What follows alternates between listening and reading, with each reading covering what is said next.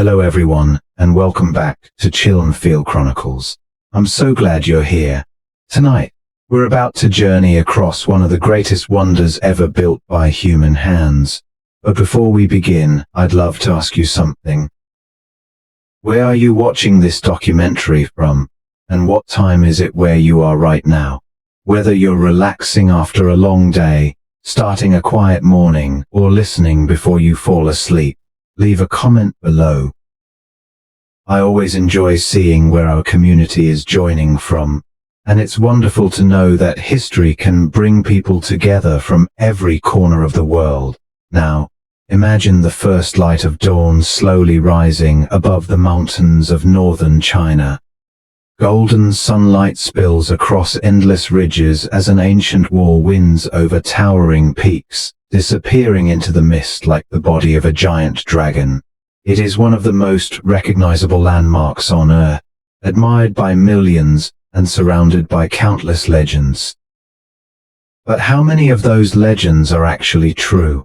Can the Great Wall really be seen from space? Why did generations of Chinese emperors spend more than 2,000 years building what seems to be one endless wall stretching across mountains, deserts, and grasslands? And after centuries of unimaginable effort, did it truly keep invaders away? Or did it become the world's most expensive illusion? Tonight we'll discover that the Great Wall is far more than stone and brick. It is a story of ambition, fear, sacrifice, and survival. Behind every watchtower lies the determination of emperors, the courage of soldiers, and the exhausting labor of countless ordinary people whose names have long been forgotten. Together, we'll uncover the myths, the remarkable engineering, and the human stories that transformed this immense frontier into one of the greatest symbols of civilization. So settle in, relax, and let's journey back through more than 2,000 years of extraordinary history. Long before the Great Wall became one of the most recognizable monuments on Earth, there was no single wall at all. There was no unified empire, no single emperor, no common vision stretching across the mountains of northern China. Instead, the land was divided into dozens of rival kingdoms, each struggling to survive in an age where peace rarely lasted longer than a season, and the fate of an entire state could change with a single battle. To understand why the Great Wall was built, we must first step back more than 2,500 years, into a China that looked remarkably different from the nation we know today. This was a world of constant uncertainty. During the spring and autumn period, power slowly slipped away from the Zhou kings. Although the Zhou dynasty still claimed to rule all under heaven, their authority had become little more than a symbol. Real power rested in the hands of ambitious regional rulers, each determined to expand their territory, strengthen their armies, and secure their own future. What began as political rivalry gradually evolved into nearly continuous warfare. Small states disappeared one after another, absorbed by stronger neighbors. Alliances formed with great ceremony, only to collapse when opportunity or ambition demanded it.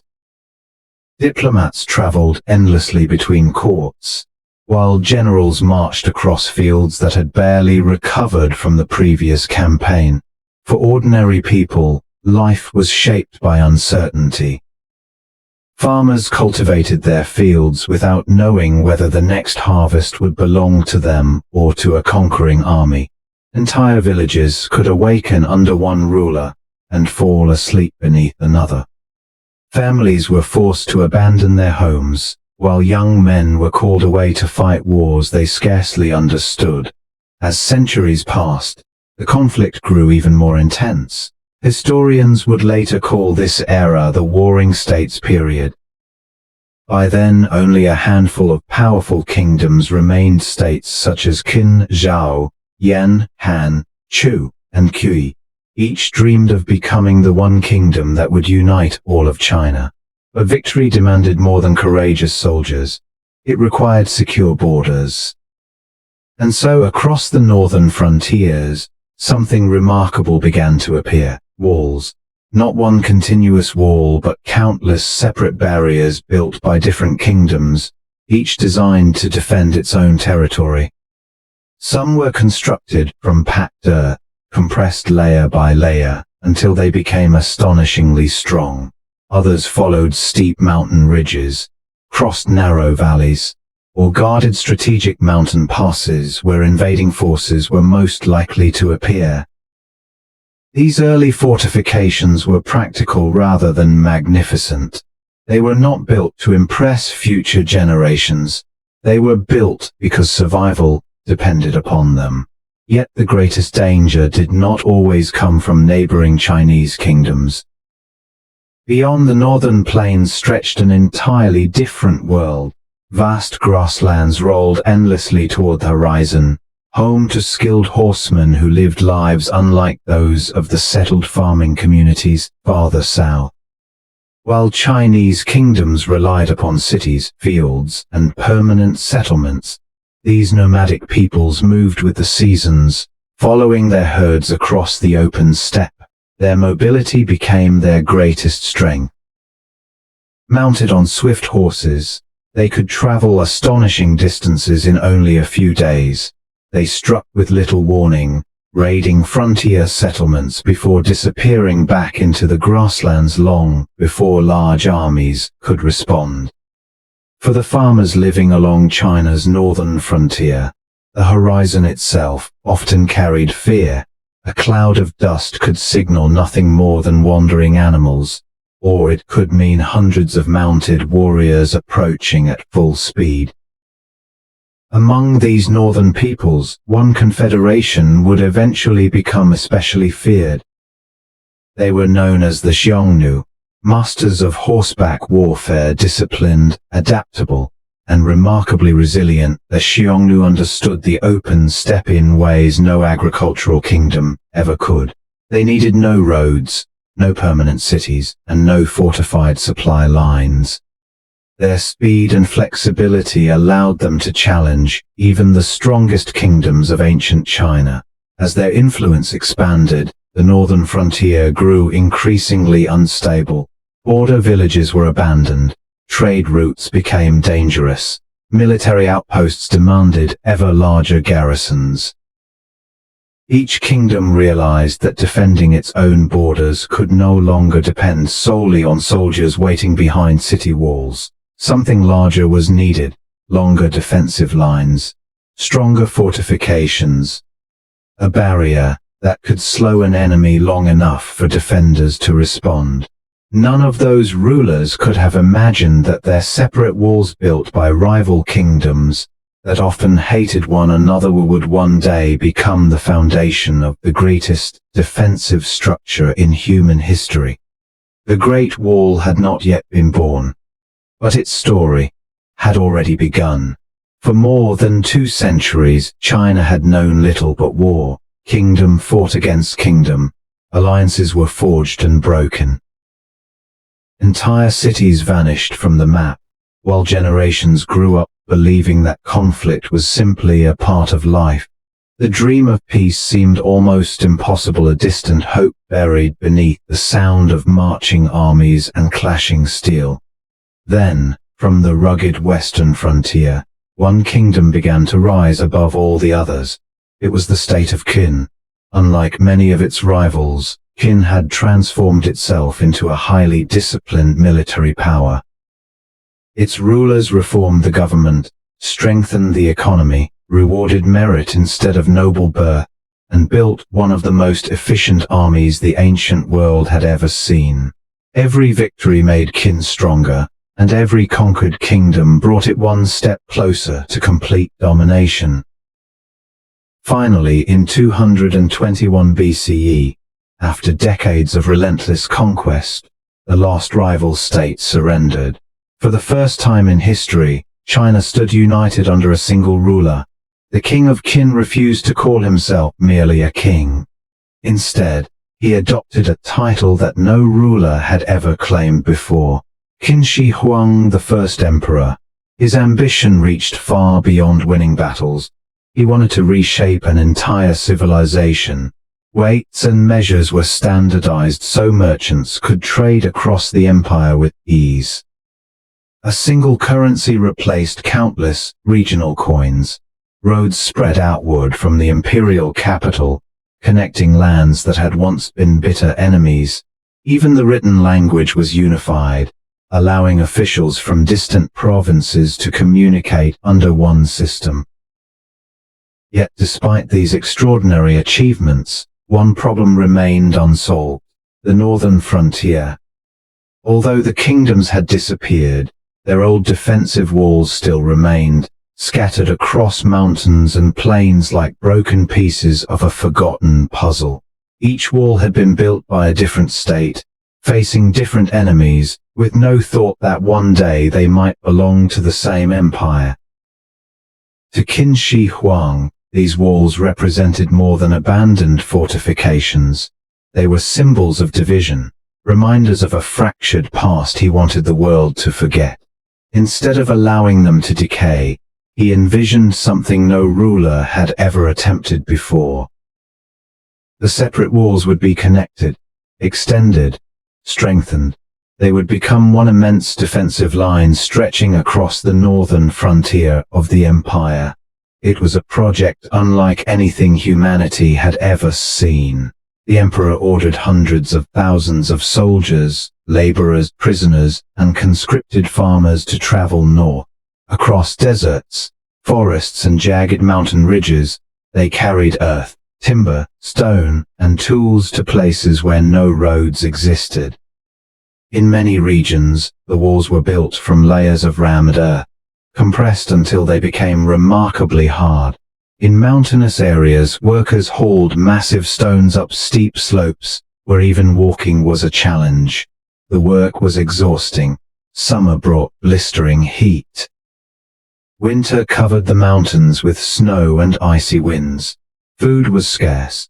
Water was often difficult to find. Many workers never returned home.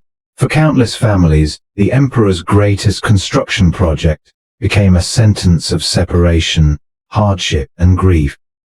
But Qin Shi Huang believed the sacrifice was necessary. The wall was not simply a military barrier.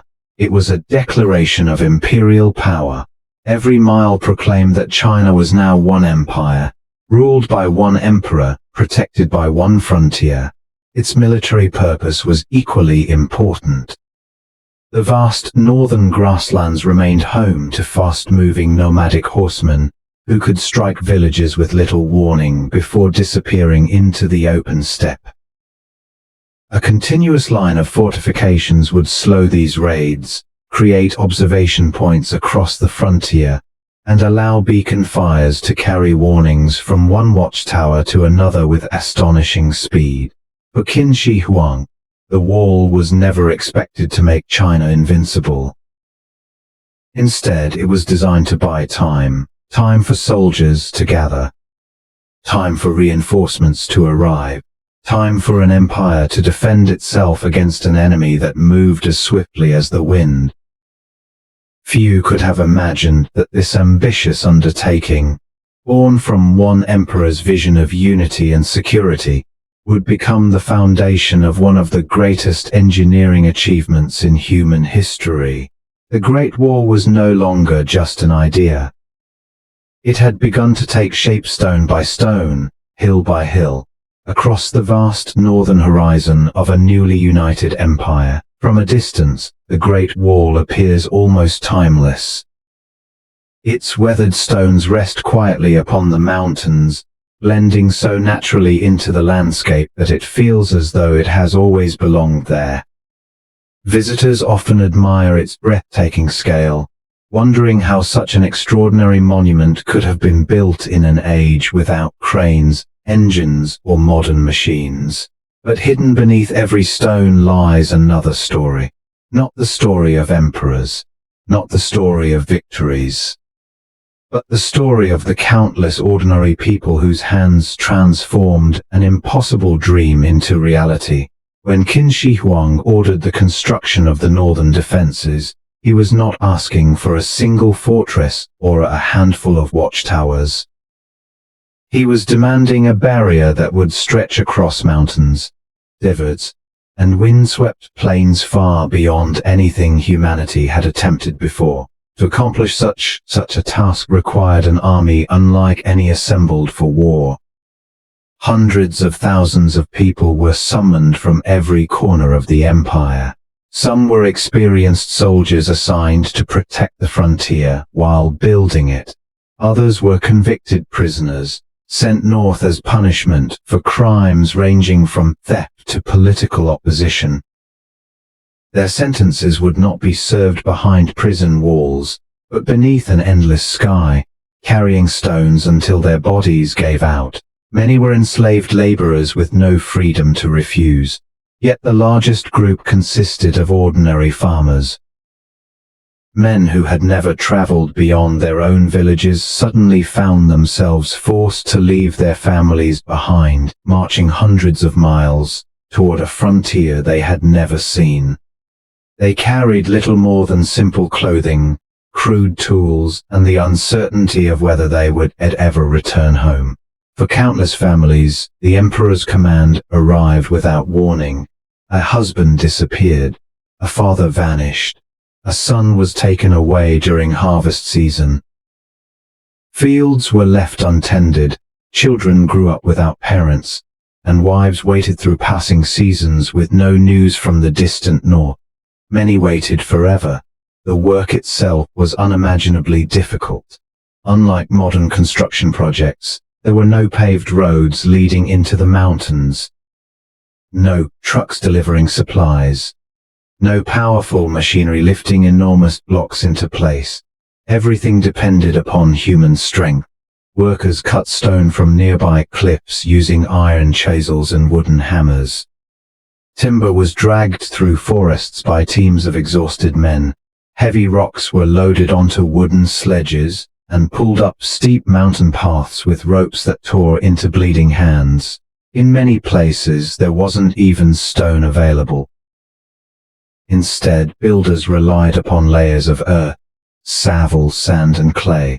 These materials were poured between wooden frames and pounded relentlessly with heavy wooden rammers until they became remarkably dense and hard. Layer after layer, day after day, the walls slowly rose from the landscape. The mountains offered no mercy. Some sections climbed slopes so steep that every step felt like a struggle against gravity itself. Workers balanced on narrow ridges where one careless movement could send them tumbling into deep valleys below.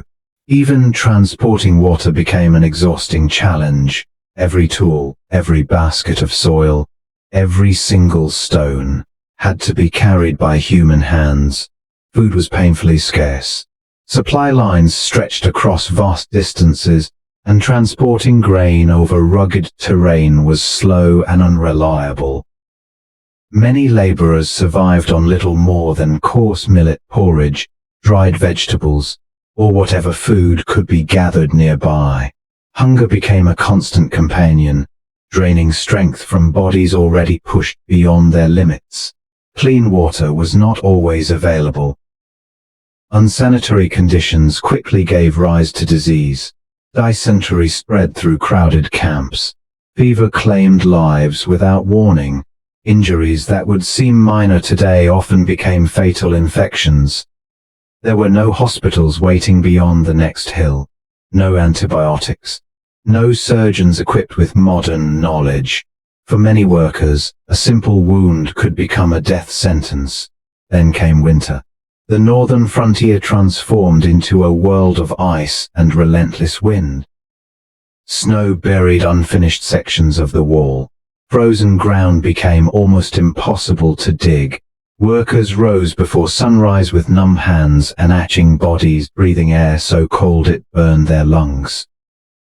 Thin clothing offered little protection against freezing temperatures, and many slept in crude shelters built from wood, earth, or rough animal hides. Some never woke the following morning. Others collapsed while carrying stones, their exhausted bodies finally surrendering after months or years of relentless labor.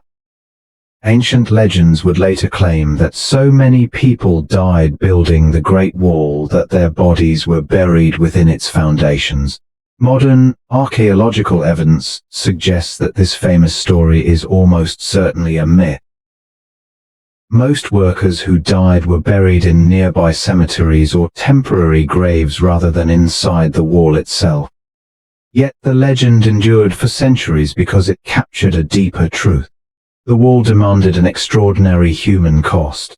Its foundations were not built upon bones, but they were built upon sacrifice, upon broken families, upon lives shortened by hunger, disease, exhaustion, and exposure.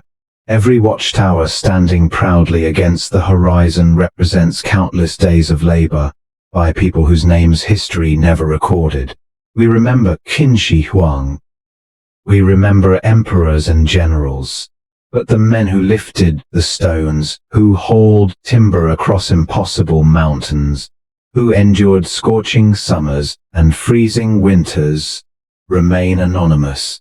And perhaps that is the greatest tragedy of all. The Great Wall is celebrated as one of the greatest engineering achievements in human history. Yet before it became a symbol of China's strength, it was first a monument to human endurance, an impossible vision, brought to life not by kings alone, but by hundreds of thousands of ordinary people whose courage, suffering, and determination became the true foundation of the wall that still stands today. Standing on the Great Wall today, it is easy to imagine that it was built according to a single master plan, one design, one method, one continuous construction project. But that the reality was far more remarkable. The Great Wall crossed landscapes so dramatically different that no single building technique could ever have succeeded. Every mountain, every desert, every forest, and every river forced ancient engineers to rethink their approach. Rather than trying to conquer nature, they learned to work with it, adapting their methods to whatever the land placed before them. That flexibility became one of the greatest reasons the wall survived for centuries. Its journey began high in the mountains. Here, the terrain itself seemed determined to defeat the builders. Sharp ridges climbed into the clouds, while narrow paths twisted around cliffs that plunge hundreds of feet into rocky valleys. Carrying even a small basket of supplies required enormous effort. Moving heavy stones demanded entire teams of workers, pulling together with ropes, wooden sledges, and sheer determination. Yet these towering mountains also offered a strategic advantage. An invading army would already struggle to climb such difficult terrain. By placing the wall along the highest ridges, defenders gained a commanding view of the valleys below, allowing them to detect approaching enemies long before they reached the frontier. Even today, many visitors wonder why the wall climbs seemingly impossible slopes instead of following easier routes. The answer is simple. The wall was never built for convenience. It was built for defense. Far to the west, however, the landscape changed completely. The mountains slowly disappeared, giving way to vast deserts where the horizon stretched endlessly beneath a scorching sun. In places such as the Gobi Desert, builders faced an entirely different enemy, not invading armies, but nature itself. There was little stone to quarry, very little timber for construction. Water was scarce, and strong winds constantly reshaped the sand beneath their feet. Instead of transporting heavy materials across hundreds of miles, a task that would have been nearly impossible, the builders relied on whatever the desert could provide. Layers of gravel, sand, reeds, tamarisk branches, and compacted earth were stacked one upon another, then compressed tightly to create surprisingly durable walls. Though simpler than later stone sections, many of these ancient fortifications survived for centuries in the dry desert climate. Moving eastward again, the wall crossed broad plains where agriculture flourished. construction became somewhat easier. Flat land allowed workers to transport materials more efficiently, while nearby villages supplied food, tools, and additional labor. These sections often became wider and stronger, because resources were more readily available than in remote mountains or deserts. Yet even the plains presented challenges. Long stretches of open land offered little natural protection, meaning the wall itself had to become the primary defensive barrier. Watchtowers were carefully positioned so that soldiers could observe vast distances in every direction, while beacon towers allowed warnings to travel rapidly across the frontier. Then came the forests. Dense woodlands covered parts of northern China, forcing builders to clear paths before construction could even begin. Towering trees became both obstacle and resource. Timber was harvested to build scaffolding, reinforce foundations, create gates, and support temporary camps for thousands of workers. Wood also served as the framework used when compacting earth into solid defensive walls. In deep valleys and narrow gorges, engineering became even more extraordinary. Rather than avoiding these dangerous places, the wall often crossed directly through them. Builders anchored foundations into rocky cliffs, constructed narrow passages guarded by fortified gates, and transformed natural bottlenecks into nearly impenetrable defenses. A handful of soldiers stationed within these mountain passes could hold back forces many times their size. Perhaps the greatest secret behind the Great Wall's success was its intelligent use of local materials. Ancient engineers understood a simple but powerful principle. Transporting building materials across enormous distances wasted precious time, energy, and manpower. Instead, they built with whatever nature placed within reach. In regions rich with fertile soil, they relied on rammed earth. Workers poured layers of earth between wooden frames before pounding each layer repeatedly with heavy wooden tools. Over time, the compacted earth became astonishingly hard, strong enough to withstand centuries of wind and rain. Where mountains provided abundant rock, the wall took on a different appearance. Massive stone blocks formed sturdy foundations capable of resisting landslides and harsh weather. These sections blended naturally into the surrounding cliffs, making them both durable and difficult for enemies to attack. Centuries later, during the Ming dynasty, builders introduced another innovation. They began using carefully fired bricks on an unprecedented scale. Bricks were lighter to transport than enormous stone slabs, easier to shape into uniform structures, and remarkably resistant to erosion. Many of the breathtaking sections visited by tourists today, including those near Beijing, owe their elegant appearance to Ming-era brick construction. Throughout every stage of the wall's history, wood remained indispensable.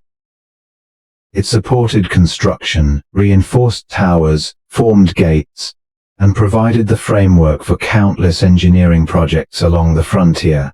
Though much of that timber has long since disappeared, it played a vital role in bringing the wall to life. Seen from above, the Great Wall appears to be one endless structure, but in truth, it is a masterpiece composed of countless different solutions. Stone in the mountains, rammed earth across the plains, reeds and gravel in the desert, brick where technology and resources allowed. Each section reflects the landscape beneath it. Each tells the story of people who adapted rather than surrendered. That is what makes the Great Wall so extraordinary. It is not merely a wall built across nature. It is a wall built with nature and engineering achievement, shaped by mountains, deserts, forests, and the ingenuity of the human mind. For more than 2,000 years, those builders proved that the greatest monuments are not created by forcing the world to change, but by learning how to build in harmony with it. When Qin Shi Huang died, The empire he had fought so hard to unite did not remain stable for long. Rebellions erupted across the land. The Qin dynasty, despite its astonishing achievements, collapsed after only a few years.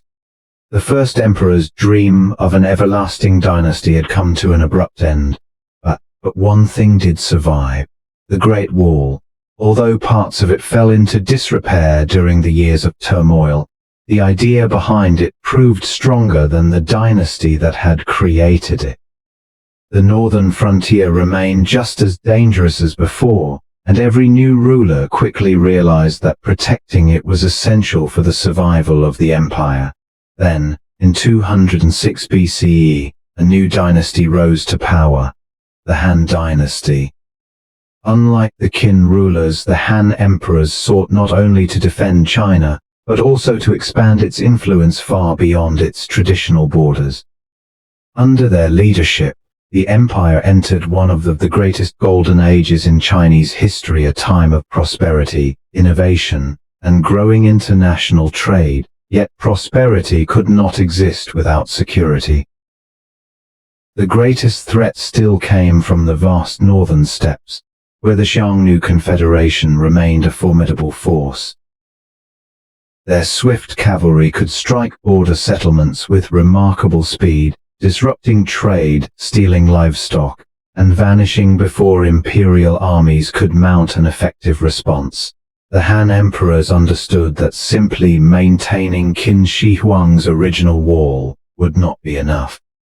The frontier had changed. The empire had grown larger. Its ambitions stretched much farther west, so the wall began to grow once again. Rather than rebuilding every section into one continuous barrier, the Han expanded existing fortifications, repaired aging defenses, and extended the wall deep into the deserts of northwestern China. These new lines protected territories that had become increasingly important to the empire, not only for military reasons, but for commerce. For the first time, the Great Wall became more than a shield against invasion. It became the guardian of one of history's most famous trade networks. The Silk Road, stretching thousands of miles from China through Central Asia, and eventually toward the Mediterranean. This network of caravan routes connected civilizations that had previously known little about one another. Silk traveled westward. Alongside it came tea, lacquerware, porcelain, and precious jade. In return, merchants brought magnificent horses, glassware, spices, precious metals, and unfamiliar ideas from distant lands. The Silk Road, far more than goods. It carried cultures, religions, languages, technologies, and knowledge that would shape civilizations for centuries. But these caravans faced constant danger. Bandits lurked along isolated routes. Harsh deserts claimed travelers who lost their way. And nomadic raiders could strike without warning, seizing valuable cargo before disappearing into the endless grasslands. Protecting these merchants became an economic necessity. A single successful caravan could enrich entire cities. A destroyed caravan could discourage trade for months. The Han government therefore transformed the frontier into a carefully organized defensive system. Watchtowers multiplied across the landscape. Beacon towers stood within sight of one another, allowing smoke by day and fire by night to carry warnings across astonishing distances in only a matter of hours. Small military garrisons were established along strategic routes. These frontier outposts became permanent homes for thousands of soldiers, engineers, officials, and their families. They patrolled nearby roads, escorted merchant caravans through dangerous regions, repaired damaged sections of the wall, and maintained communication across vast stretches of wilderness. Life in these remote garrisons was anything but easy. Many forts stood alone in the middle of the desert, surrounded by endless sand and relentless winds. Water was precious. Food often arrived after long and difficult journeys. Summers brought scorching heat that shimmered across the dunes, while winters covered the frontier with bitter cold that froze both men and animals. Isolation weighed heavily upon the soldiers stationed there. Months could pass without seeing anyone beyond fellow guards, and the occasional merchant caravan appearing like a distant mirage on the horizon. Yet these lonely fortresses became lifelines for the empire. Their walls offered exhausted travelers a place to rest. Their wells provided desperately needed water. Their signal towers connected distant regions into a single defensive network stretching across northern China. Many of these desert fortresses were built using whatever materials the harsh landscape could provide. Layers of rammed earth, gravel, reeds, tamarisk branches, and compacted sand formed surprisingly resilient walls capable of surviving in one of the world's most unforgiving environments. Even today, some of these ancient Han fortifications still stand in the deserts of Gansu and Xinjiang, preserved by the dry climate after more than 2,000 years. By expanding the Great Wall westward, the Han dynasty accomplished something remarkable. The wall was no longer simply a military barrier marking the edge of an empire. It had become the backbone of an international trade network, a chain of protection stretching across mountains, deserts, and lonely frontiers. It guarded not only China's borders, but also the movement of people, ideas, and cultures between East and West. In doing so, the Han transformed the Great Wall from a symbol of defense into something far greater, a bridge that helped protect the exchange of civilizations, ensuring that one of history's greatest trade routes could continue to connect the ancient world. When most people imagine the Great Wall of China, picture towering stone ramparts, majestic watchtowers, and breathtaking views stretching across endless mountains. What they rarely imagine are the people who lived there. For centuries, the Great Wall was never an empty monument. It was a living frontier. A place where thousands of soldiers spent years of their lives standing guard over one of the most dangerous borders in the ancient world. Far from the bustling cities of the empire, they watched the horizon every day, never knowing whether the next sunrise would bring peace or an approaching army. Life on the frontier began before dawn. Long before the first rays of sunlight reached the mountains, guards climbed the steep stairways leading to the tops of watchtowers. From those lonely positions, they scanned the valleys, rivers, and distant grasslands for any sign of movement. Most mornings, they saw nothing, only drifting mist, birds gliding through the valleys, the endless silence of the mountains. Yet they could never allow themselves to relax. Because on the frontier, everything could change in an instant. A small cloud of dust on the horizon might simply be wild animals, or it might be hundreds of mounted warriors riding toward the wall. The watchtowers became the soldiers' second homes. Some were little more than simple stone buildings with narrow windows and small fireplaces. Others were larger fortifications capable of housing dozens of men. Inside, life was remarkably ordinary. Weapons rested against the walls. Armor hung from wooden racks.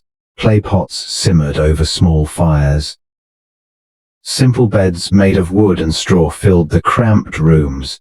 Outside, the magnificent wall stretched endlessly across the mountains. Inside, it often felt like a quiet village suspended between civilization and the wilderness. Every day followed a familiar rhythm. Some soldiers repaired damaged sections of the wall. Others strengthened gates or reinforced watchtowers weakened by wind and rain. Patrols marched along narrow pathways connecting one tower to the next, ensuring that every section remained secure. Communication was constant. If suspicious movement appeared in the distance, signal fires could be prepared within moments. By day, Thick columns of smoke carried warnings across the frontier. By night, flames danced from tower to tower, transmitting urgent messages with astonishing speed, sometimes across hundreds of miles in only a few hours. Yet the greatest enemy was not always an invading army. Often, it was isolation. Many frontier garrisons stood days or even weeks away from the nearest town. Mountains, deserts, and vast grasslands separated soldiers from the families they had left behind. Some served for years without returning home. Letters became precious treasures. Whenever government couriers arrived carrying messages from distant villages, the entire garrison gathered with quiet anticipation. For one soldier, a letter might contain news that his wife had given birth. For another, it might announce the death of an aging parent. Some letters spoke of successful harvests, others described floods, droughts, or children growing up without their fathers. Every carefully written character carried the weight of an entire world left behind. Many soldiers read those letters again and again until the paper itself began to wear thin. Food was another constant challenge. Supplying remote frontier forts required enormous logistical effort. Grain, dried vegetables, salt, and preserved meat traveled hundreds of miles by cart, pack animals, or river transport before finally reaching isolated garrisons. Sometimes those supplies arrived late. Sometimes they failed to arrive at all. When shortages occurred, soldiers stretched their rations as long as possible. Simple millet porridge became the main meal of the day. Occasionally they supplemented their food by hunting small animals, gathering edible plants, or fishing in nearby streams whenever nature allowed. No banquet ever reached the frontier, only enough to survive. Then came winter. The mountains transformed into a world of ice. Snow buried sections of the wall beneath thick white blankets. Freezing winds swept across the ridges with relentless force, slipping through every crack in stone towers and every layer of clothing. Water froze inside clay jars. Fires struggled against the bitter cold. At night, silence settled over the wall so completely that soldiers could hear nothing except the wind echoing through empty valleys. Those long winter nights tested more than physical endurance. They tested the human spirit. Many soldiers stood alone atop the towers beneath skies filled with countless stars, wondering what their families were doing hundreds of miles away. They imagined children growing taller, parents growing older, seasons passing without them. The loneliness could be as heavy as the armor they wore. And yet, every morning they climbed the towers once again. They continued their patrols. They maintained the signal fires. They watched the horizon with unwavering patience. History often remembers emperors who ordered the wall to be built. It remembers famous generals who defended the empire. But the true guardians of the Great Wall were these ordinary men. They were not seeking glory. Most would never fight in legendary battles. Many would never have their names recorded in history. Their duty was far quieter. To wait, to watch, to endure. Through scorching summers and frozen winters, through hunger, homesickness, and endless silence, they stood between the empire and the unknown. Without their quiet vigilance, the Great Wall would have been nothing more than stone stretching across the mountains. It was the soldiers who gave the wall its true purpose, and in the stillness of the frontier, their unseen sacrifices became as enduring as the wall itself. For the soldiers standing atop the Great Wall, the greatest mystery did not lie behind them. It lay beyond the horizon. Beyond the lost watchtower, beyond the mountains, beyond the endless grasslands that stretched farther than the eye could see. That vast world was home to the nomadic peoples of the northern steppe. For centuries, Chinese chronicles often describe them as fierce invaders who appeared without warning, attacked frontier settlements, and disappeared before imperial armies could respond. But history is rarely that simple. To truly understand why the Great Wall was built, we must first understand the people it was meant to keep out. Unlike the farmers of China, the nomads did not build great cities surrounded by walls. Their homes moved with them. Entire families traveled across the open grasslands in portable felt tents, following the changing seasons in search of fresh grazing land for their horses, sheep, goats and cattle. The steppe was their homeland. It was an ocean of grass stretching across northern China, Mongolia, and Central Asia. There were few permanent rivers, few forests, few fertile fields. Life demanded constant movement. If a pasture became exhausted, the tribe packed its belongings and moved on. Children learned to ride horses almost as soon as they could walk. A horse was not merely transportation, it was survival. It carried hunters across vast distances. It protected herds from predators. It allowed families to migrate with the seasons. And in times of war, it became the nomad's greatest weapon. Long before many Chinese soldiers had mounted a horse, steppe warriors could shoot arrows with astonishing accuracy while galloping at full speed. Their speed was unlike anything settled civilizations had ever encountered. An army marching on foot might travel only a few dozen miles in several days.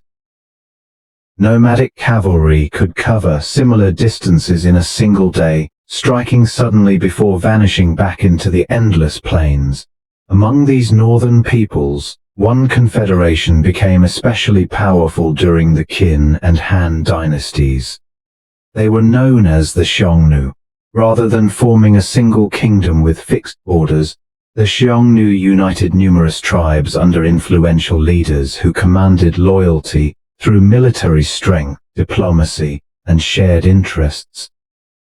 At times they controlled an enormous territory across the Mongolian steppe. They were skilled horsemen, expert archers, experienced hunters, and highly adaptable survivors. For generations they became the greatest challenge facing China's northern frontier. Centuries later, another name would echo across those same grasslands, the Mongols. Although separated from the Xiongnu by many centuries, they inherited many of the traditions of steppe life. Like their predecessors, they mastered horse warfare and lived in close harmony with the rhythms of the grasslands. Under the leadership of Genghis Khan and his descendants, the Mongols would eventually build the largest, contiguous land empire in human history. Ironically, they would accomplish what countless earlier nomadic tribes could not. They would ride beyond the Great Wall and conquer China itself. But why did these nomadic peoples so often clash with the Chinese Empire? The answer was far more complicated than simple aggression. The steppe and the agricultural lands depended upon one another. The nomads possessed magnificent horses, livestock, leather, wool, and valuable animal products. The Chinese possessed grain, silk, iron tools, tea and manufactured goods that could not easily be produced on the grasslands. Trade between the two worlds was both necessary and profitable, yet trade was not always peaceful. During periods when Chinese emperors restricted commerce, closed border markets, or refused diplomatic agreements, some nomadic leaders turned to raids instead. From their perspective, these attacks were often a means of survival or political pressure rather than endless conquest. Drought could destroy grazing lands. Severe winters could kill entire herds. Without livestock, families faced starvation. In such desperate times, wealthy farming communities south of the frontier became tempting targets. Likewise, powerful tribal leaders often strengthened their authority by distributing wealth captured during successful raids. A victorious leader gained prestige, more followers, greater influence among neighboring tribes. Thus, conflict became part of a repeating cycle. Raids led to retaliation. Retaliation led to larger military campaigns. Peace treaties were signed, only to collapse when circumstances changed. For the people living near the frontier, this uncertainty shaped everyday life. A quiet season of successful trade could suddenly give way to fear as smoke appeared on the horizon. Merchants, farmers, soldiers, and nomadic herders all became part of a relationship defined by both cooperation and conflict. This is perhaps the greatest misconception surrounding the Great Wall. It was never built simply to separate civilization from barbarism. Beyond the wall lived societies with their own cultures, traditions, laws, and remarkable skills. They raised families, celebrated festivals, honored their ancestors, raised children beneath the same stars that shone over the Chinese Empire. They simply lived according to a different way of life. The Great Wall did not divide good from evil. It divided two very different worlds. One rooted in permanent cities, fertile fields, and imperial administration. The other shaped by open skies, endless grasslands, and the freedom to follow the seasons wherever they might lead.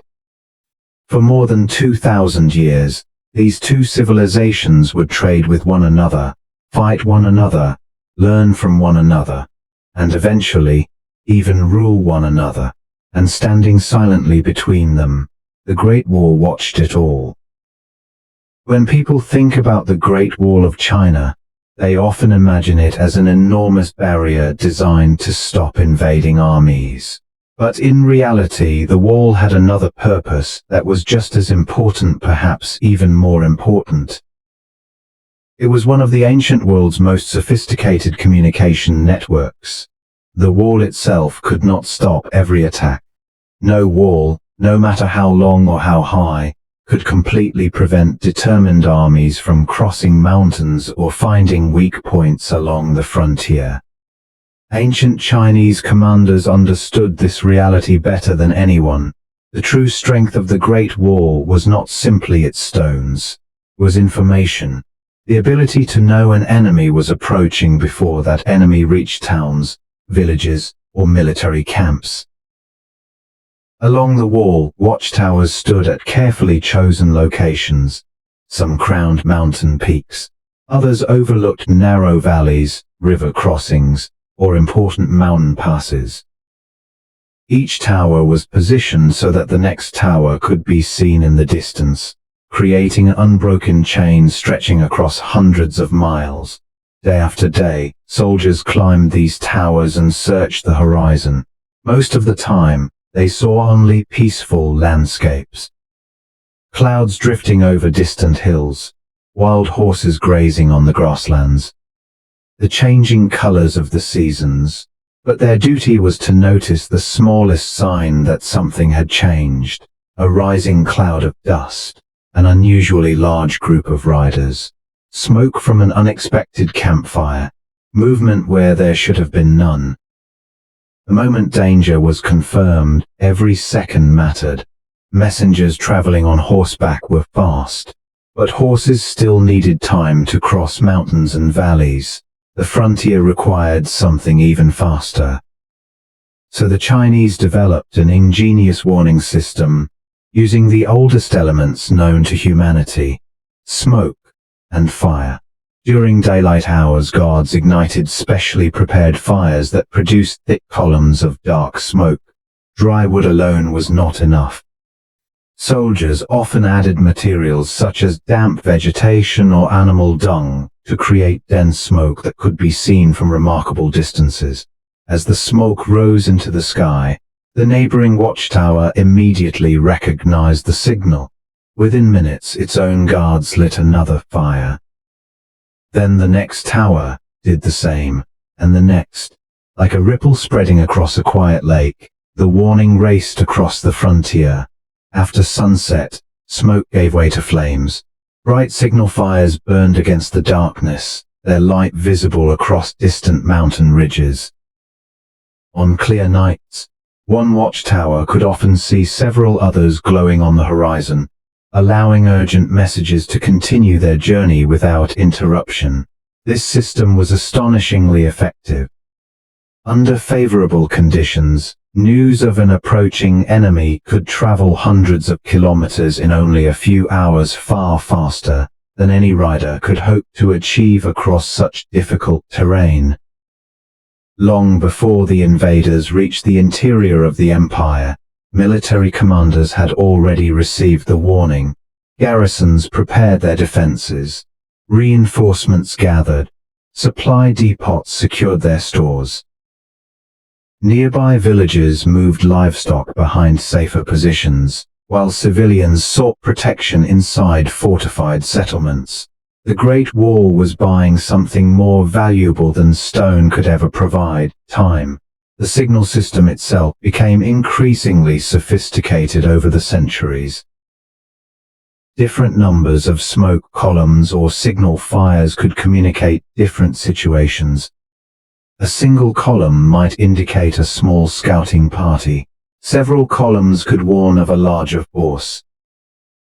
Some historical records suggest that additional signals, including drums, bells, banners, and even cannon during the Ming dynasty, were later combined with smoke and fire to provide more detailed information about the size and urgency of approaching threats. Communication along the wall demanded constant discipline. Signal towers could never be left unattended. Wood had to remain dry. Fuel had to be stored throughout the year. Guards needed to stay alert even during long periods of peace, because one missed signal could leave entire regions vulnerable. On lonely mountain peaks, where nothing seemed to happen for weeks at a time, patience became just as important as courage. Today, many of those ancient watchtowers stand empty. The fires have long since faded. The smoke no longer rises into the sky. Only silence remains. Yet if you stand upon the wall as evening falls and look toward the distant mountains, it is not difficult to imagine one beacon suddenly coming to life, then another, and another, until a chain of fire stretches across the horizon, carrying a single urgent message from one lonely tower to the next. The enemy is coming. Prepare. In that moment, the Great Wall reveals its greatest secret. It was never merely a line of defense. It was a living network, an extraordinary system of watchfulness, communication, and coordination that connected thousands of soldiers across one of the largest frontiers the ancient world had ever known. The Great Wall of China is one of the most famous landmarks on Earth. For more than 2,000 years, it has captured the imagination of emperors, explorers, historians, and travelers from every corner of the world. Millions of people recognize its winding silhouette across the mountains, yet surprisingly, many of things we think we know about the wall are not entirely true. Some are exaggerations, some are misunderstandings. Others are legends that have become accepted as facts simply because they have been repeated for generations. So before we conclude our journey along this remarkable monument, let's separate myth from reality. Perhaps the most famous claim of all is this: the Great Wall is the only man-made structure visible from the moon. It is a statement repeated in classrooms, documentaries, magazines, and conversations around the world. It certainly sounds believable. After all, the wall stretches for thousands of kilometers across northern China. Surely something that long must be visible from the moon. The truth, however, is quite different. From the surface of the moon, which lies about 384,000 kilometers from Earth, the Great Wall is simply far too narrow to be seen with the naked eye. Although it is incredibly long, most sections are only a few meters wide. From such an enormous distance, the wall becomes far too small to distinguish against the surrounding mountains and valleys. Even astronauts in low Earth orbit have explained that spotting the Great Wall without assistance is extremely difficult. Its color closely matches the natural landscape, allowing it to blend almost perfectly into the terrain. In fact, many cities, highways, airports, and brightly illuminated urban areas are often much easier to recognize from space than the Great Wall itself.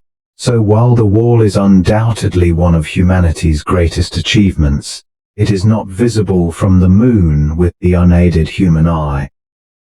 Another common misunderstanding concerns its length. People often ask, how long is the Great Wall? The answer depends on what we mean by the Great Wall. For centuries, many believed it measured only a few thousand kilometers. But modern archaeological surveys revealed something astonishing.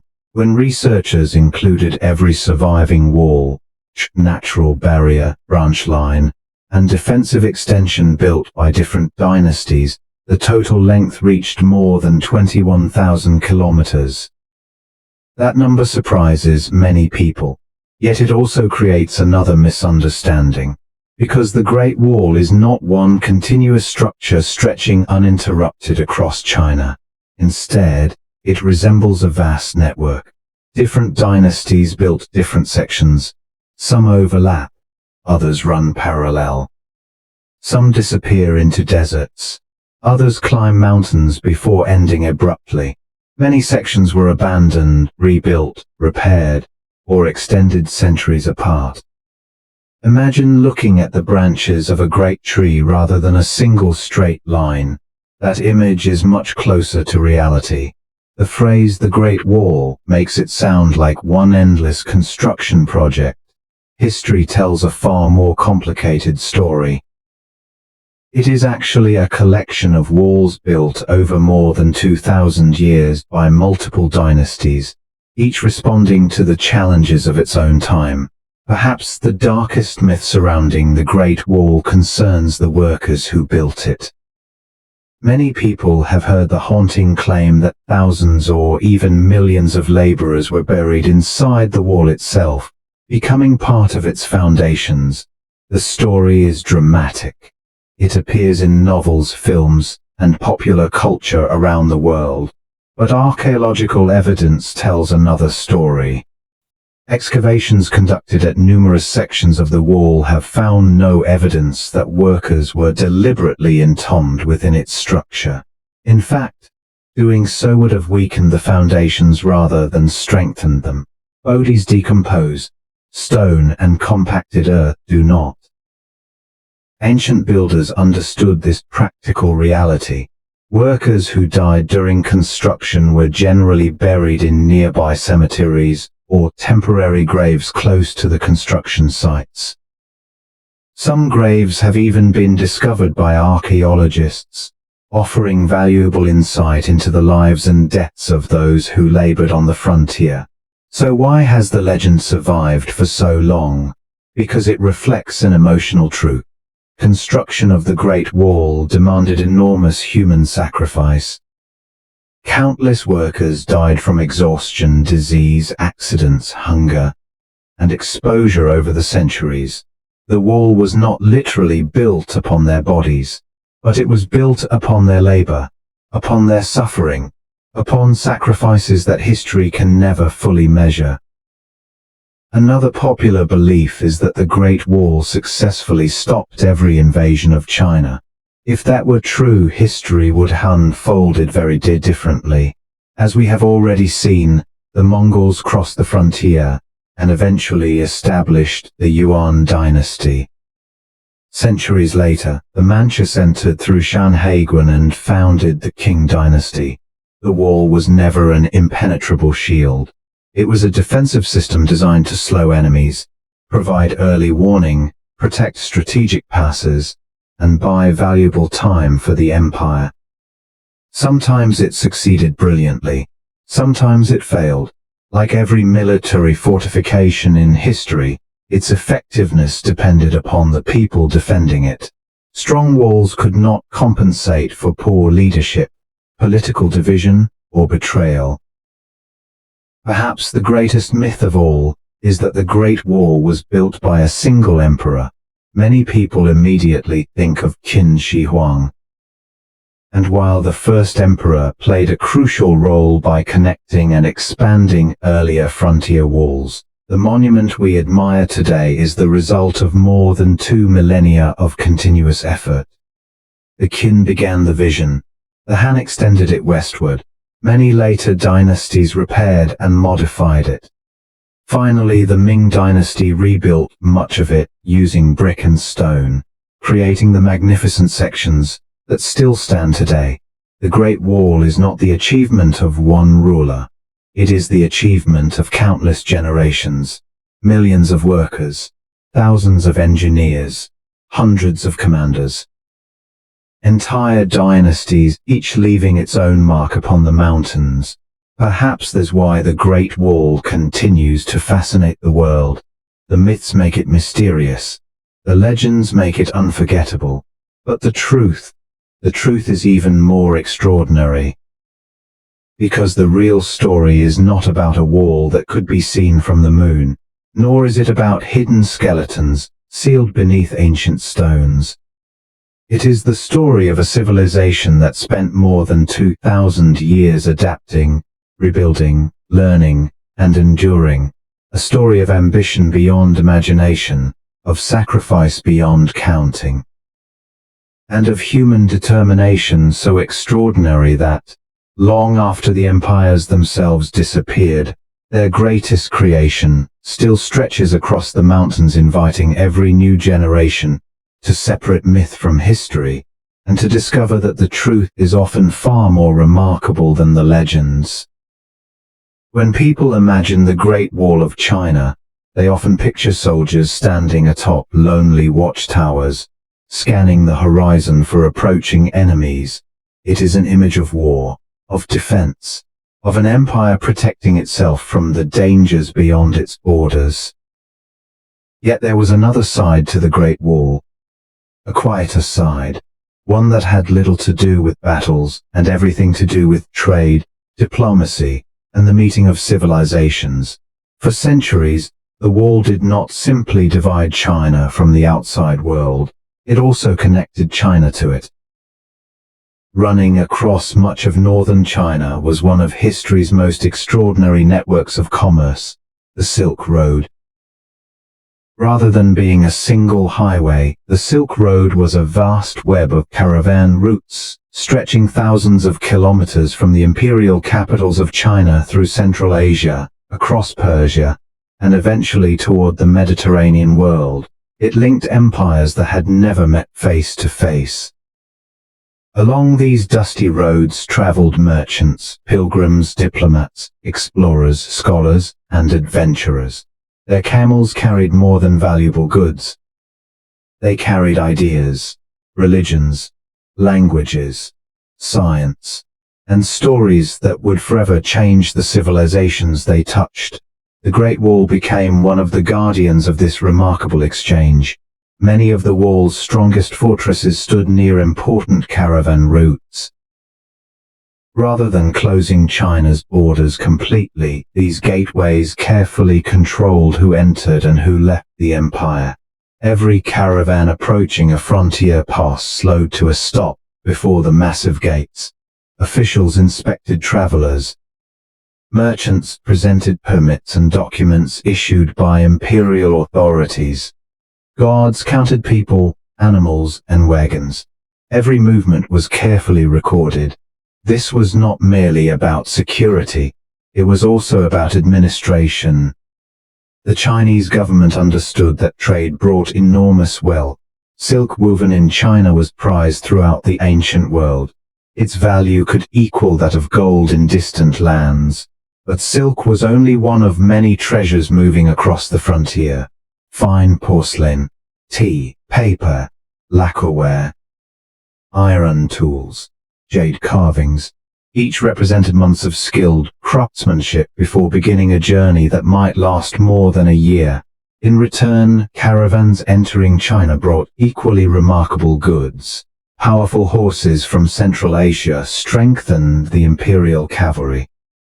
Glassware arrived from the Western world, dazzling Chinese artisans with techniques they had never seen before.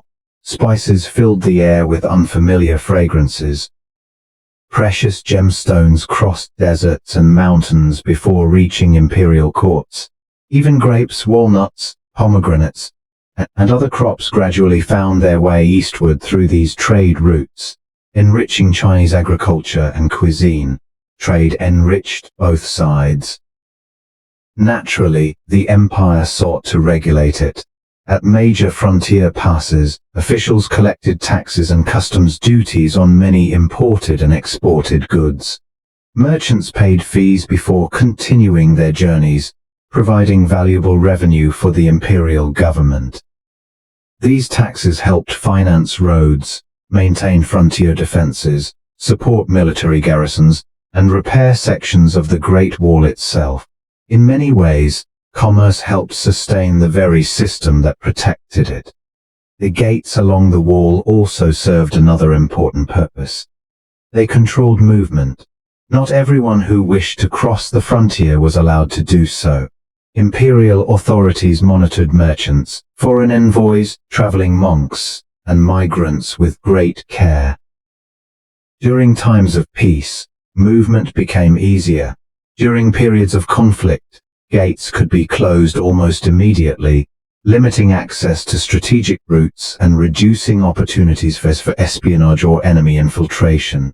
The wall, therefore, functioned much like a modern international border. It was never intended to isolate China completely. Instead, it allowed the empire to decide when, where, and how people could cross.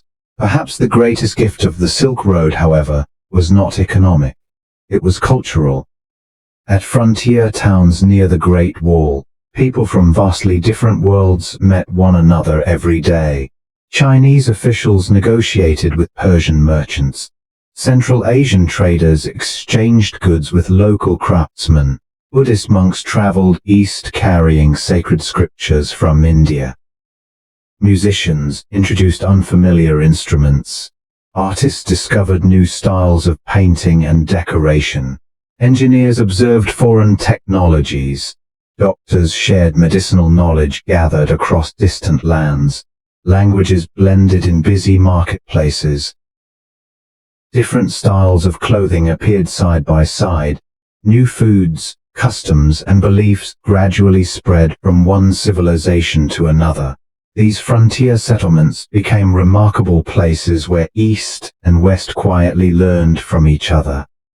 The Great Wall stood nearby not as a barrier preventing all contact, but as a framework that made peaceful exchange possible. Security encouraged trade, trade encouraged communication. Communication encouraged understanding. Of course, the Silk Road was never entirely peaceful. Bandits threatened caravans. Harsh deserts claimed countless travelers. Political conflicts sometimes interrupted commerce for years. Yet despite these dangers, the exchange continued. Generation after generation, century after century, the Great Wall remained a silent witness to it all. It watched camel caravans disappear into endless deserts. It watched weary travelers return home carrying goods from lands they had once believed existed only in stories. It watched ideas move more freely than armies ever could. Perhaps is the wall's greatest paradox. History often remembers it as a symbol of separation, a line dividing civilizations. But in reality, it also helped create one of the greatest meeting places in human history. Behind its gates, cultures encountered one another. Friendships were formed. Knowledge was exchanged. Trade flourished. The Great Wall did not simply protect China from the outside world. It also helped China become part of a much larger world. And through the endless movement of merchants, pilgrims, diplomats, and dreamers along the Silk Road, the wall became not only a monument of defense, but a monument of connection where East and West met beneath the same sky, and where the exchange of ideas proved just as powerful as the exchange of goods. For nearly 3 centuries, the Great Wall stood as the proud guardian of the Ming Empire. Its watchtowers burned with signal fires, its gates echoed with the footsteps of soldiers, its fortresses stored grain, weapons, and supplies for armies that watched the northern frontier day and night. It seemed as though the wall would remain the heart of China's defenses forever. But history has a way of changing even the greatest monuments. Sometimes, not through war but through peace. In 1644, the Ming dynasty collapsed amid internal rebellion and political turmoil. As chaos spread across the empire, a Ming general stationed at Shanhaiguan made a decision that would alter Chinese history forever. He opened the gates of the Great Wall to the Manchus. Together, they defeated the rebel forces occupying Beijing. Soon afterward, however, the Manchus established their own rule over China. A new dynasty had begun, the Qing dynasty. For the first time since the Mongol Yuan dynasty, China was once again ruled by people who had originally come from beyond the Great Wall. Ironically, the wall that had been rebuilt at enormous cost to defend the northern frontier no longer separated the empire from its rulers. The Qing homeland lay north of the wall, in what is now northeastern China. Suddenly, the frontier the wall had protected for centuries was no longer the empire's true border. The Qing Empire expanded far beyond it, incorporating Mongolia, Xinjiang, Tibet, and vast northern territories into one of the largest empires in Chinese history. The Great Wall had not moved, but the borders of China had. Almost overnight, the wall lost much of its military importance. There was no longer a need to station enormous armies along every mountain pass. The beacon fires gradually disappeared. Many garrisons were reduced or abandoned altogether. Fortresses that had once housed hundreds of soldiers slowly fell silent. The sounds of marching boots gave way to the whisper of the wind. Without constant maintenance, nature quietly began reclaiming what humans had built. Rain seeped into cracks between the bricks. Winter frost widened those cracks year after year. Trees pushed their roots beneath ancient foundations. Mountain grasses spread across forgotten pathways once patrolled by imperial guards. Watchtowers that had survived battles for centuries slowly surrendered to time. The decline happened so gradually that few people noticed. Generations passed. The Great Wall, once considered one of the empire's greatest achievements, became simply another part of the landscape. In nearby villages, survival mattered more than preserving history. Families needed homes. Farmers needed barns. Temples required repairs. The wall, built from millions of high-quality bricks and carefully cut stones, became an irresistible source of ready-made building materials. Why spend weeks quarrying new stone when perfectly shaped bricks already lay abandoned on the mountainside? One by one, local residents removed bricks from damaged sections. Some built houses. Others constructed walls around their farms. Stones from ancient watchtowers became foundations for village roads, wells, and storage buildings. At the time, few considered this an act of destruction. To them, the wall was no longer an active military monument. It was simply a convenient quarry. In some regions, entire stretches disappeared over the centuries. Wind and rain destroyed part of the wall. Human hands completed the rest. Travelers during the 19th century often described ruined towers collapsing into the hills, with vegetation growing through broken battlements. What had once symbolized imperial power now seemed destined to vanish quietly into history. Then something unexpected happened. As the modern world emerged, scholars, archaeologists, explorers, photographers, and historians began looking at the Great Wall with new eyes. Instead of seeing abandoned ruins, they saw an irreplaceable masterpiece. Foreign explorers traveling across northern China published sketches and photographs that introduced the wall to audiences around the world. Chinese intellectuals increasingly viewed it not merely as an old military structure, but as a symbol of the nation's long and remarkable civilization. The wall slowly transformed from a forgotten frontier into a source of national pride. During the 20th century, attitudes changed dramatically. Governments, historians, and preservation experts realized that if action was not taken, many surviving sections might disappear forever. Large-scale surveys documented the wall's remaining structures. Archaeologists carefully studied its construction. Engineers began restoring damaged sections using traditional techniques whenever possible. Some of the most famous areas near Beijing, including Badaling and Jiangnü, were carefully repaired so future generations could experience the wall much as it had appeared during the Ming dynasty. Tourists soon arrived from every corner of the globe. Millions climbed its ancient stairways. Photographers captured sunrise over its winding ridges. Historians uncovered forgotten stories hidden within its weathered stones. The monument that had once been abandoned had become one of the world's most celebrated historical treasures. Today, the Great Wall stands as a remarkable reminder that history is never permanent. Even the greatest achievements can fade when people stop caring for them, yet they can also be rediscovered, protected, and given new life by future generations. The wall no longer guards China's northern frontier. Its soldiers are gone, its signal fires no longer burn, but its purpose has changed. Instead of defending an empire, it now preserves the memory of one. It reminds us that civilizations rise and fall, borders expand and contract, and dynasties come and go. Yet the stories they leave behind can endure for centuries if we choose to remember them.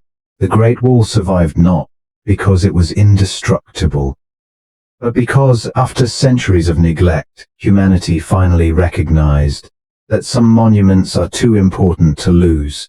And so the wall that once protected a nation now belongs to the entire world, standing silently across the mountains as both a survivor of history and a guardian of memory itself.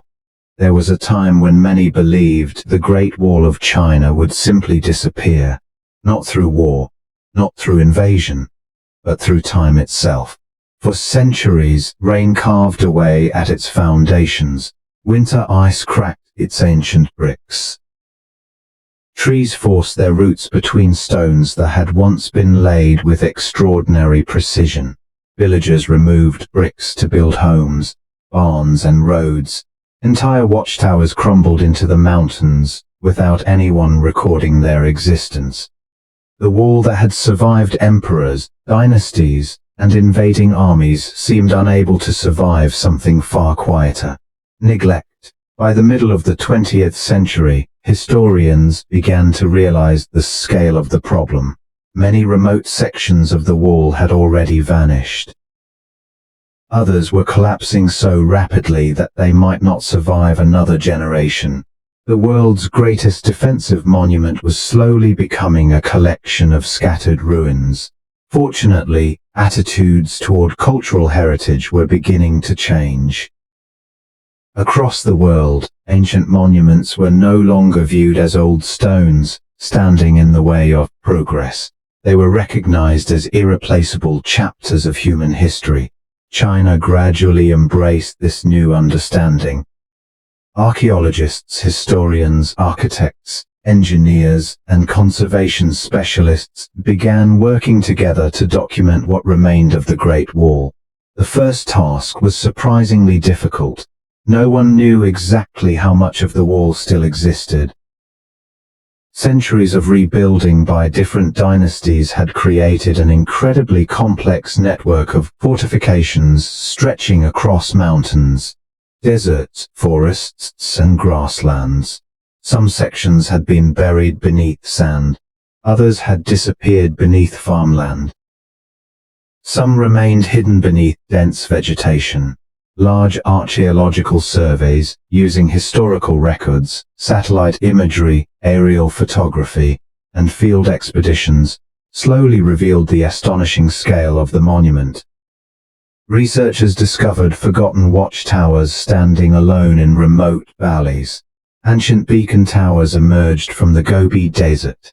Buried walls were uncovered beneath drifting sand dunes. Each discovery added another piece to one of history's greatest puzzles. The findings surprised even experienced historians. When every known wall, trench, natural barrier, branch line, and defensive extension was carefully measured, the total length exceeded 21,000 kilometers. The Great Wall was even larger than anyone had imagined. But measuring it was only the beginning. The greater challenge was preserving it.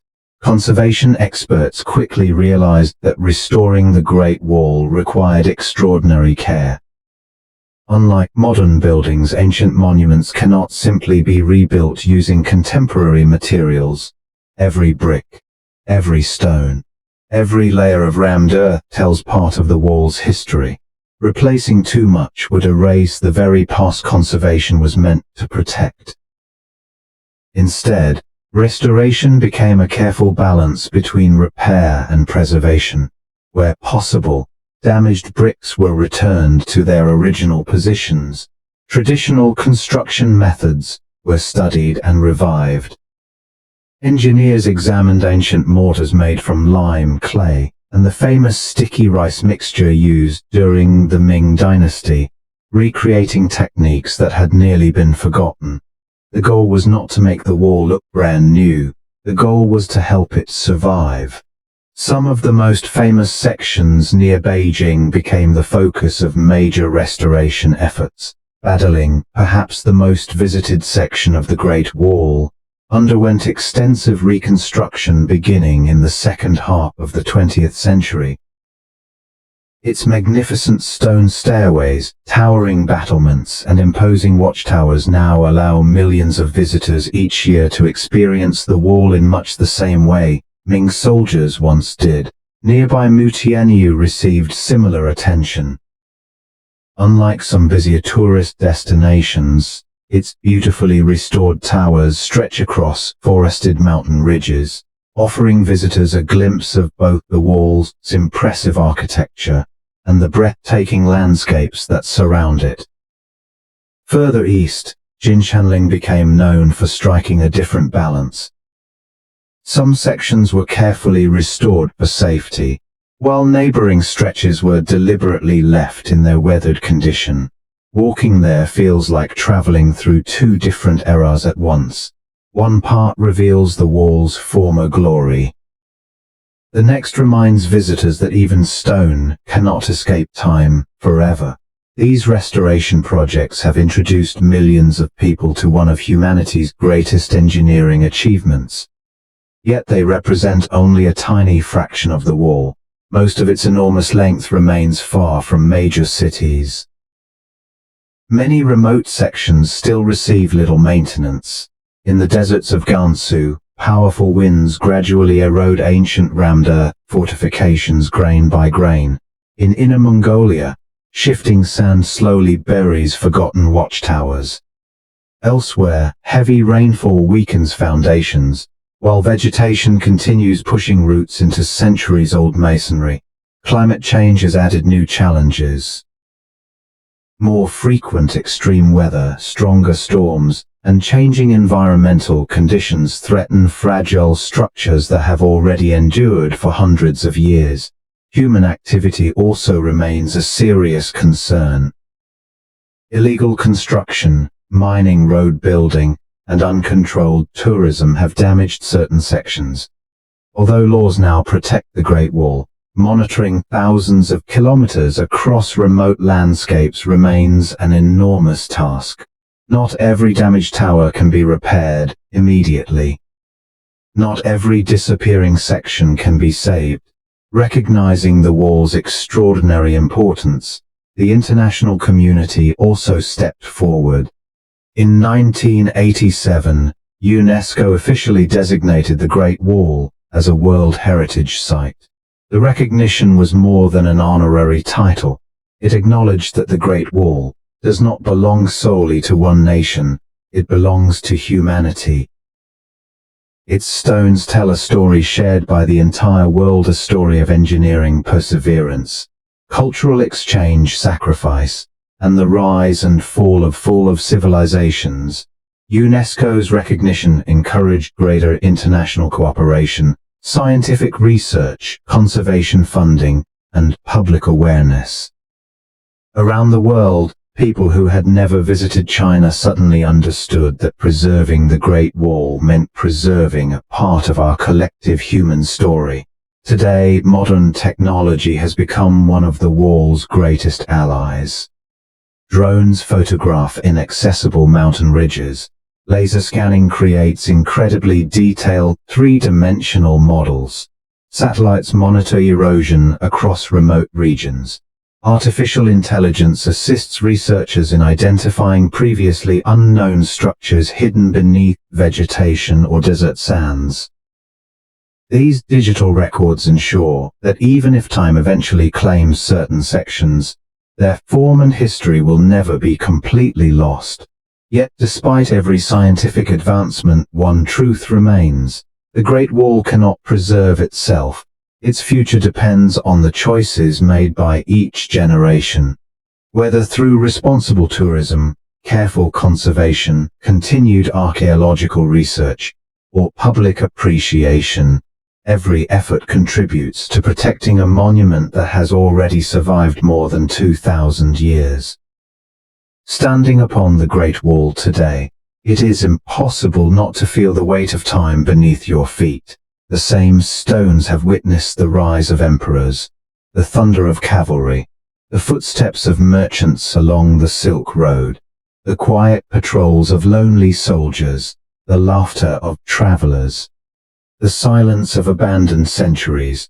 Now they witness something entirely different. People from every corner of the world climbing the same stairways, not to defend an empire, but to remember one. Perhaps that is the wall's greatest transformation. It is no longer a barrier between civilizations. It has become a bridge connecting them, a place where history belongs to everyone who pauses long enough to listen to the wind sweeping across its ancient battlements. And as long as those stones continue to stand, whether fully restored, gently weathered, or slowly fading into the mountains, the Great Wall will remain more than one of the world's greatest wonders. It will remain one of humanity's greatest promises, that even after centuries have passed. Some stories are simply too important to let disappear. For more than 2,000 years, the Great Wall has stood beneath open skies, stretching across mountains, deserts, and valleys for thousands of kilometers. Millions of people have walked upon its ancient stones. Historians have studied its chronicles.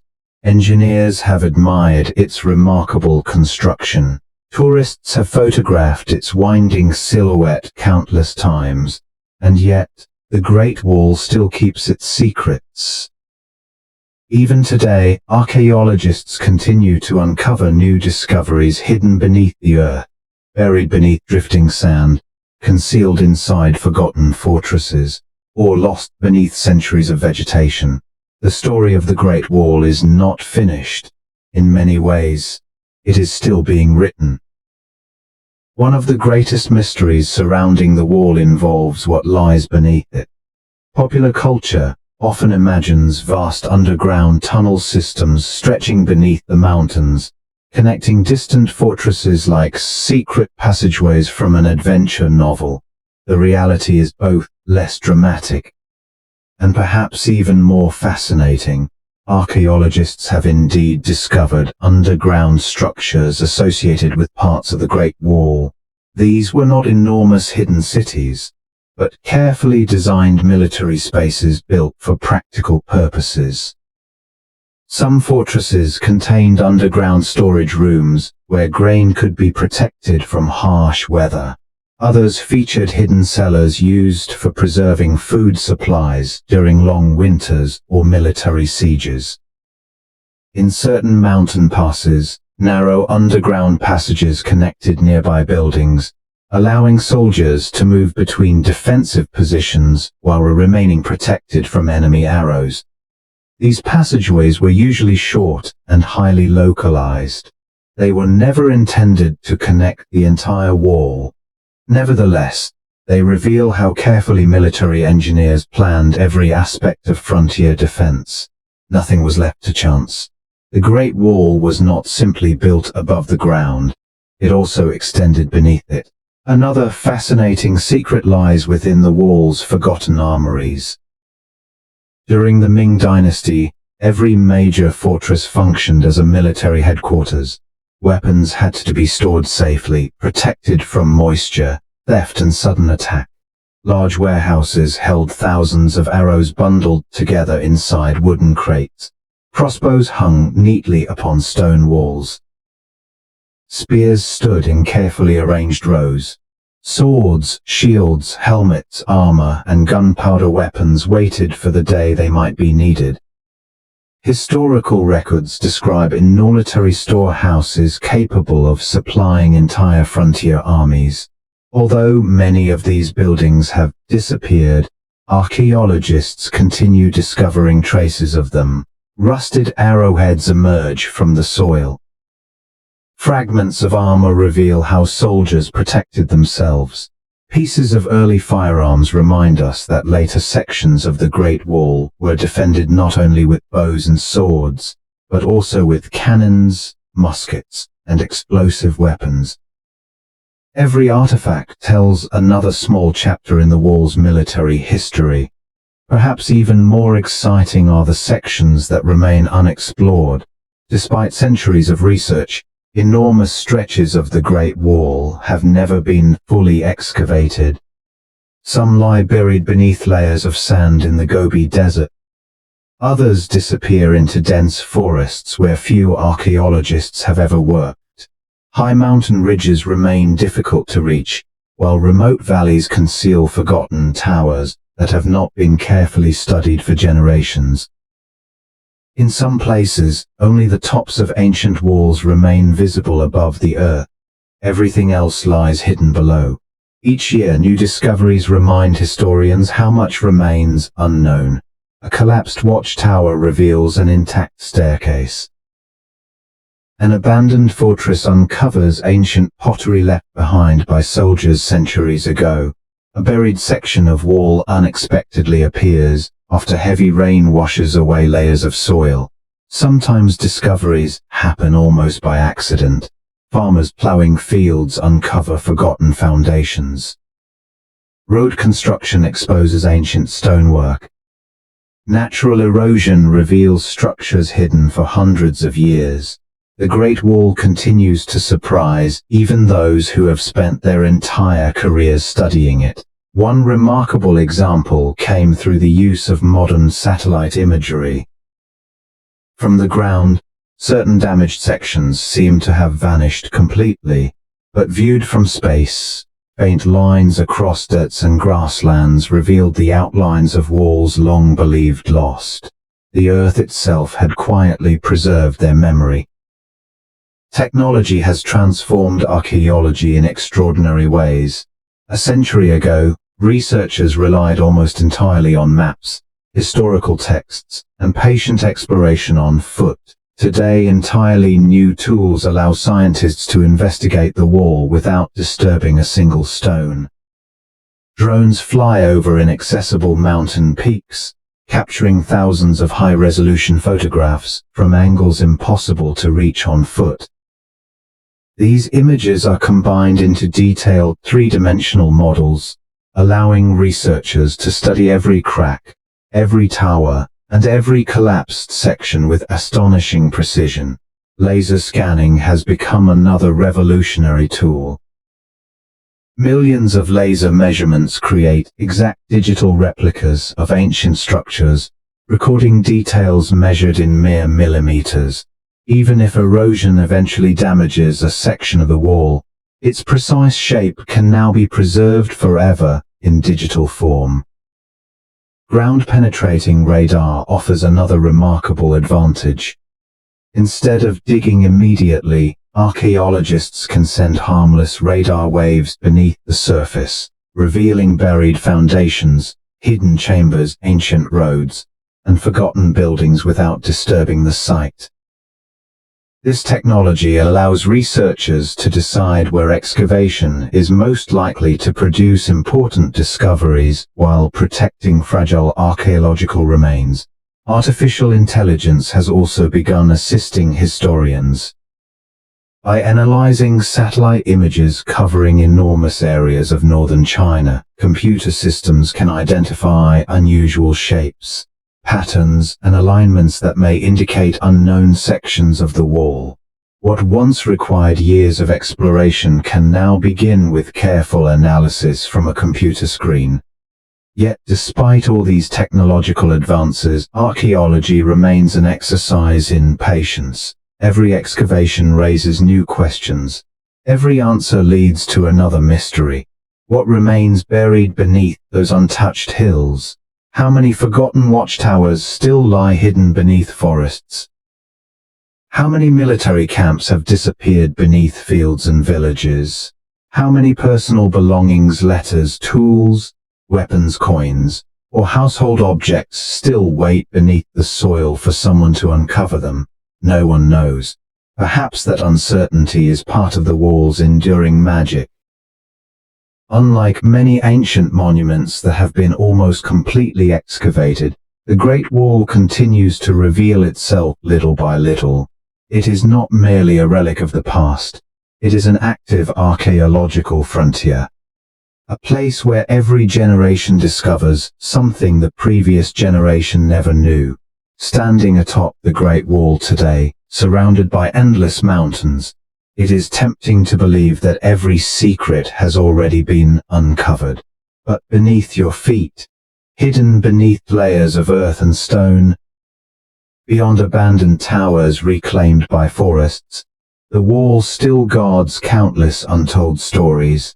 Stories of forgotten soldiers, of lost caravans, of hidden fortresses, of engineers whose remarkable ingenuity continues to astonish the modern world. The Great Wall has watched over China for more than 2,000 years. It has witnessed empires rise and fall, dynasties flourish and disappear, merchants cross the Silk Road, and travelers from every continent stand in awe of its scale.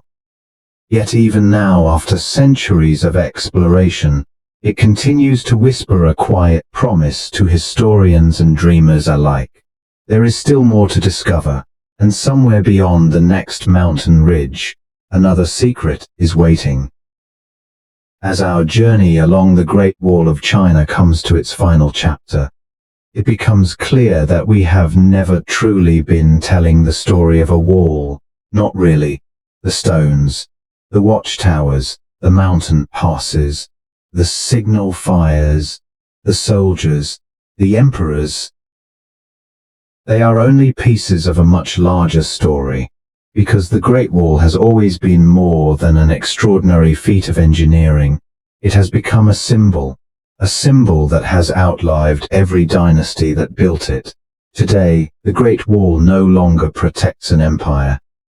Its beacon fires no longer burn across the mountains. Its gates no longer determine who may enter China. The soldiers who once stood watch beneath the stars are long gone. And yet, despite the passing of more than 2,000 years, the wall remains one of the most powerful symbols in the Chinese imagination. For many people in China, the Great Wall represents perseverance. It reminds them that generations before them faced enormous challenges and refused to surrender. Millions of workers climbed unforgiving mountains carrying heavy stones. Engineers designed fortifications across landscapes that seemed impossible to conquer. Soldiers endured freezing winters, scorching summers, loneliness, and uncertainty while protecting distant frontiers. None of them knew that the world would one day remember their work. They simply did what they believed was necessary. That quiet determination became part of the wall itself. There is a famous Chinese saying, "He who has never climbed the Great Wall is not a true hero." Originally popularized by Chairman Mao Zedong in the 20th century, the phrase has come to represent more than a physical journey. It speaks of persistence, of overcoming hardship, of continuing forward even when the path grows steep and exhausting. Every year, millions of visitors challenge themselves to climb the wall's ancient stairways. Some steps are low and gentle. Others are surprisingly steep, almost like climbing a ladder carved into the mountainside. Many arrive exhausted. But when they finally reach the top and look across the endless ridges stretching toward the horizon, they understand why generations have regarded this place with such admiration. The climb becomes a reminder that extraordinary achievements are rarely easy. The Great Wall has also become one of China's most recognizable national symbols. Its winding silhouette appears in books, paintings, documentaries, school textbooks, museum exhibitions, postage stamps, coins, and countless works of art. It welcomes world leaders. It appears during international celebrations.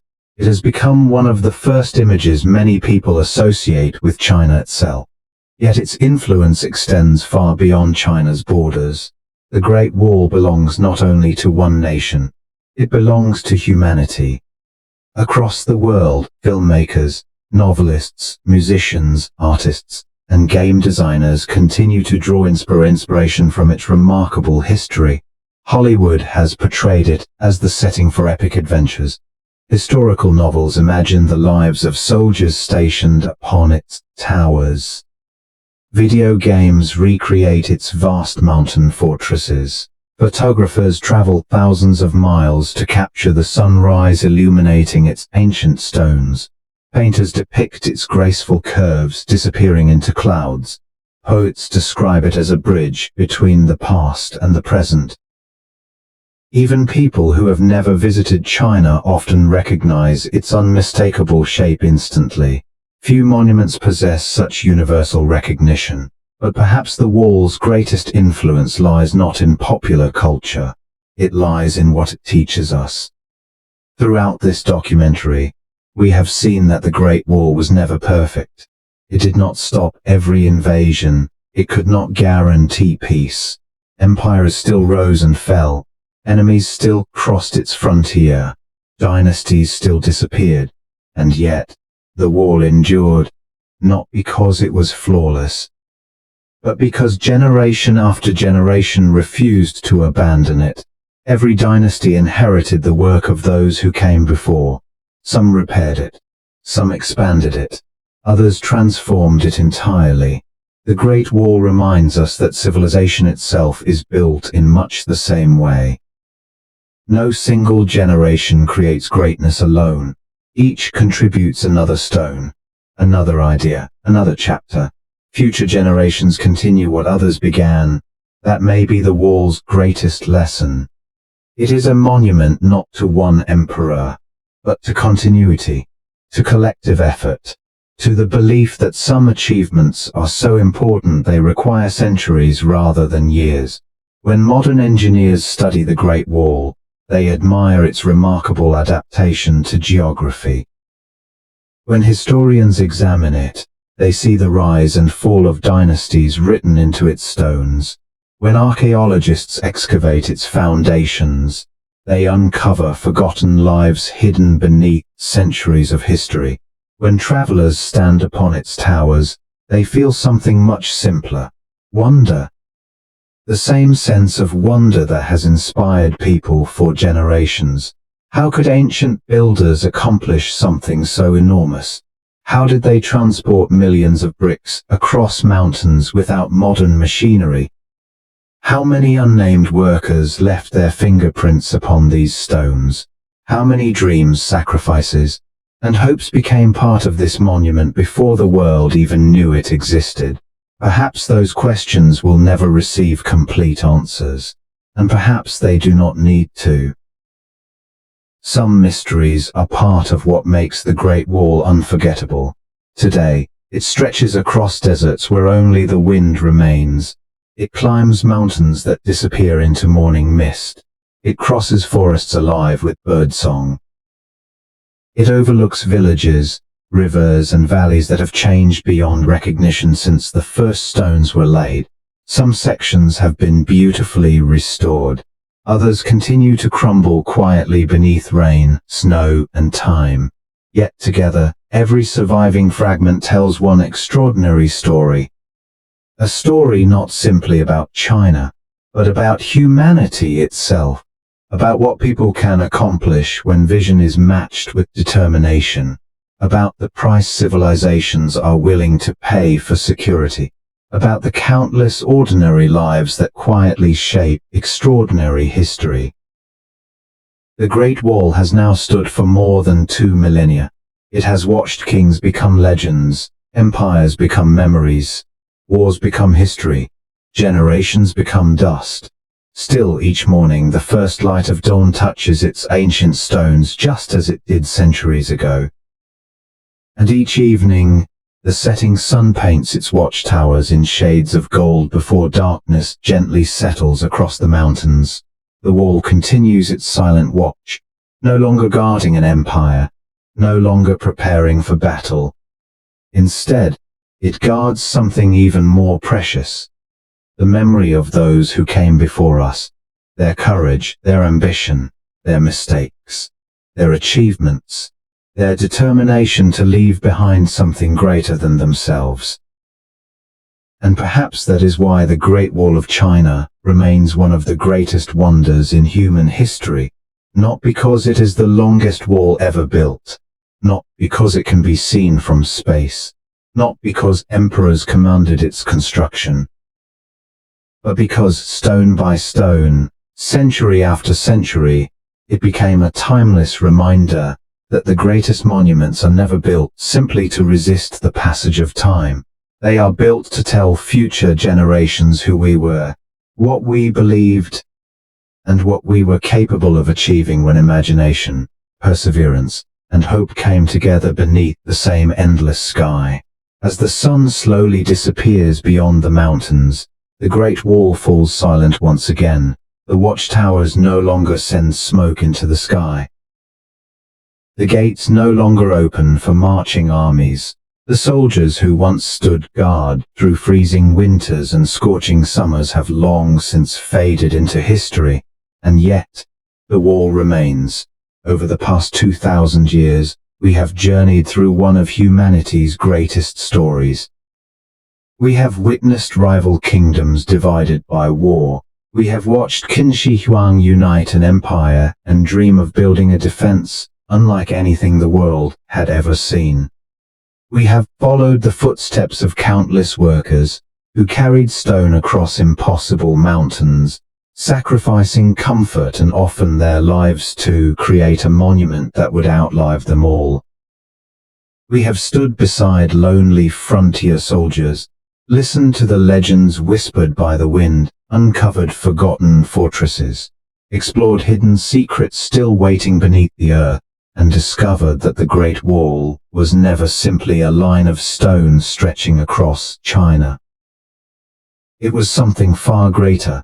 It was a symbol of hope in uncertain times, a symbol of determination when the odds seemed impossible, a symbol of sacrifice made not for one person, but for generations yet to come. History teaches us that every empire eventually changes. The Qin disappeared. The Han faded. The Yuan, the Ming, and the Qing all became chapters in the endless story of civilization. Borders shifted. Capitals changed. Dynasties rose to greatness before quietly passing into memory, but the Great Wall endured, weathered by rain, shaped by the wind, scarred by war, protected by those who understood that some things are worth preserving not because they belong to one generation, but because they belong to all who come after. Perhaps that is why millions of people still travel from every corner of the world to stand upon its ancient stones. Not simply to admire its size, not simply to take a photograph, but to experience something that cannot be measured, to stand where emperors once dreamed, where soldiers once waited beneath the stars, where merchants crossed between worlds, where ordinary people accomplished something extraordinary together. The Great Wall reminds us that the greatest achievements in history are rarely the work of one remarkable individual. They are built by countless hands, by people whose names history may never remember, but whose legacy remains visible long after they are gone. Before we say goodbye, if you have enjoyed this journey through the history of the Great Wall, I hope you'll consider joining our growing community here at Chill and Feel Chronicles. By subscribing to the channel, you'll never miss our next journey into forgotten civilizations, lost cities, ancient empires, and the remarkable stories that shape the world we live in today. And now, I'd love to hear from you. Where are you watching this documentary from? And what time is it where you are right now? Leave your country, city, and local time in the comments below. It's always incredible to see people from every corner of the world coming together to explore history as one community. If you enjoyed this documentary, please leave a like. It truly helps the channel grow and allows us to continue creating these long-form historical journeys for you. Thank you for spending your time with us. Until our paths cross again, may your curiosity continue to lead you toward the forgotten stories of our past, and may history always remind us that while kingdoms rise and fall, the legacy of human courage, imagination, and perseverance can endure for thousands of years. Goodbye for now, and I'll see you in the next journey through history.